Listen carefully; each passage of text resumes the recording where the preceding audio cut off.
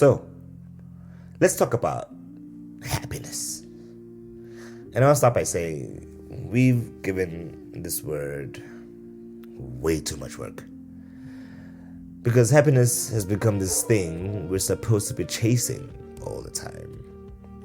Like the whole point of your decisions, your career, your relationships, where you live, how you spend your money, is to get to a state where you feel so good, where things feel so right. Things are now right.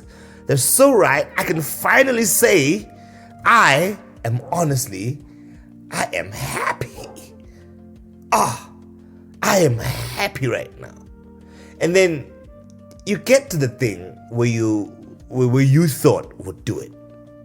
Like the right job. You are now CEO of, the big company. You are logistics, operational manager, consultant. It's a long title. You have to abbreviate it when you tell people who are in your field, and they know what it is because you got that title, big dog. And could you truly say you were happy when you got that big title? Were you happy then? The relationship, the apartment, Stain City is where it's at. Man, I think I listen to 8.7 udingakala lapha Stain City for le bachelor. Ngizoba happy. And uyithole le bachelor. And uyabona mawubheka around with Thaibo man. Base wonke umuntu olana uyabhada naye and kumele uyimaintain le teshandisi le. Mina ngihlale phela manje ke ngiqhubeke ngidle, ngiqhubeke ngiqoke, ngiqhubeke ngifike emsebenzini every day. Ngiqhubeke ngidle lunch every day. But sengifikile la bengicabanga ngizoba happy khona. Why ngekho happy? Kumele ngihambe ngiyophanda futhi. So wonke umuntu uyaphanda la Stain City. Lento cabanga ukujabulisa. And it does feel good for a moment. It feels good for a while. And then just becomes your life. That baseline shifts to that level. And you just keep trying to get the next thing that can bring you happiness now that you're here. Excuse me. And I think for this generation, for people in their 20s and 30s right now, in this country, in this particular moment, it's exhausting. Because we have more pressure to perform happiness than probably any generation before us.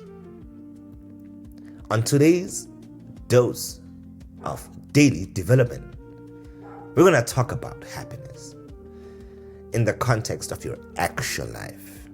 Like happiness versus your actual life. Because social media did something specific to happiness. It made it visible, documented, shareable. Let's chop that, man. I imagine that my father, when he was happy, nobody else but the people he was around knew he was happy. My grandfather, whatever made them happy, we only hear it in the stories. But we don't really have an idea what it actually was. We don't know what the 70s was. Really. They talk about the 70s, like in movies, like it was a wild time to be alive. 80s, greatest time to be alive. Like, I think there was many areas of life apart from the party life that seems to be the subject of reference whenever we reference the 80s and the 70s. But we didn't know what those people were actually doing that made them happy, what they were going through, what my life meant for them, the things that they were going through on a daily basis, the wake-ups, maybe we might have a picture, but it's kind of morbid. But anyway, back to social media and the time that we live in now. When something has to be visible, you start performing it instead of experiencing it. How many times have you done something and the first thought was, how to capture it. Oh my God, the millions of times that just come to my mind. I found myself at a concert and I was recording so much. Lapa hang posting me, hang post. I don't post. But anyway, I found myself in the middle of recording this. I'm looking at this small screen. I'm like, but Zonke is directly in front of me. She's there. But I'm looking at her on a small screen. Like, why am I doing this? So I can post it one day. And why do I want to post it? Because I want to prove that I was happy in this moment. But when I think about that particular moment, and when I caught myself looking at the small screen on my phone, recording Zonke, I was not particularly happy in that moment. I was trying to store happiness. I had to store it in my phone so that I can show people that I was happy in this moment. So going back to the first thought being how to capture it, or being elsewhere beautiful and spend more time documenting it than being there. Oh, I can attest to some moments. That's not judgment. I've done it too, but it points to something real, where we're so oriented towards proof of happiness that we sometimes miss the experience. And then you see other people's highlights. And your life, which is mostly middle parts, mundane parts, figuring it out parts, looks quiet in comparison. And that quiet starts to feel like failure. Like happiness is somewhere else and other people have already found it. It's just you who hasn't found it. It's like, yimi man, I'm happiness, I'm happy. There's also something specific about this generation and financial reality, because happiness in the Western framework has always been wrapped in an achievement. Get a career, get a house, get stability, then you can be happy. And that framework is genuinely harder to access right now. Can we agree on that? How easy is it to achieve those things right now? With youth unemployment skyrocketing, the old BT, the cost of living going up where salaries don't really go up like that. Your salaries don't be going up like that. If happiness requires that kind of security first, a lot of people are waiting indefinitely, and you can't wait indefinitely to start living. So what's the alternative? I think happiness, or what actually feels like happiness when you step back, is made up of smaller things than we think. And it's more consistent than we expect. It's the moment where you're in a conversation and you forget what time it is. It's when you do something well and you feel it yourself, not because someone praised you. You just feel like, this is great.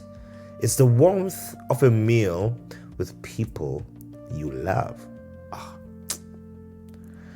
It's when you've been worried about something and you realize that right now, in this moment, you're okay. These things don't last. They're not supposed to. Happiness isn't a permanent state. It's something that flashes through. The point isn't to grab it and hold on to it. It's to notice it when it happens.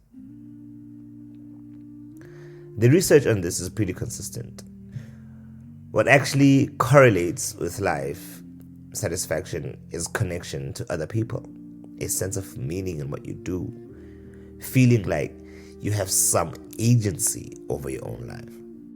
And this one surprises people. Contribution. Doing things that help or build something beyond yourself. Not money beyond a certain floor. Not status. Not achievement. Connection. Meaning. Agency. And contribution.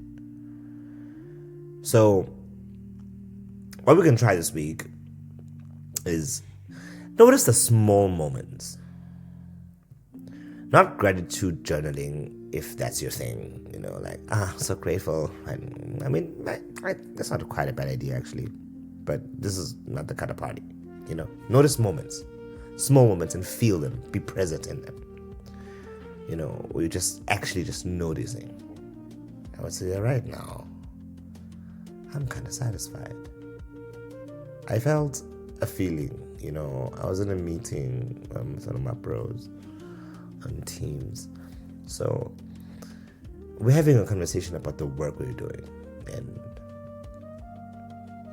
in a split second, trillion thoughts just like through my mind. I think in that trillion thoughts, in a split second, I was reminded of what I need to get done, what I haven't done, what I need, what I don't have, what's wrong, what's to fix, just was a flash of just like, my other reality, the other sides of my reality. And then I saw myself in the Teams screen, and I saw my background. And in that moment, I felt like life is hard, hey? But life is good. I think I was happy in that moment that, even despite everything that just flashed through my mind right now, I love where I am. I'm happy. I'm comfortable. I'm content. I'd rather have the problems I have here. I'd rather have them here. I don't know where else I could have my problems, but this is a good place to have them. That was a moment of happiness. Take 3 seconds and acknowledge something that felt good before you move on.